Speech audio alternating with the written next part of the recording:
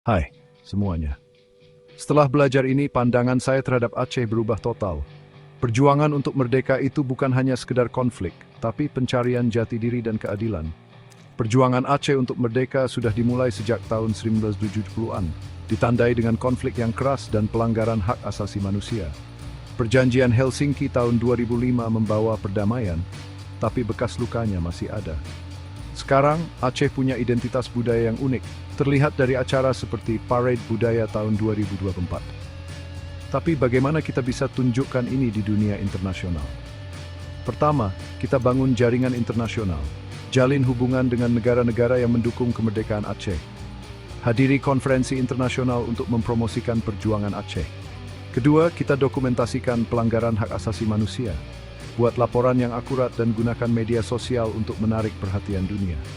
Ketiga, kita bentuk kerjasama dengan organisasi internasional. Ajukan petisi ke PBB untuk mendapatkan dukungan. Terakhir, kita manfaatkan mekanisme PBB. Ajukan kasus ke Dewan Hak Asasi Manusia dan Mahkamah Internasional.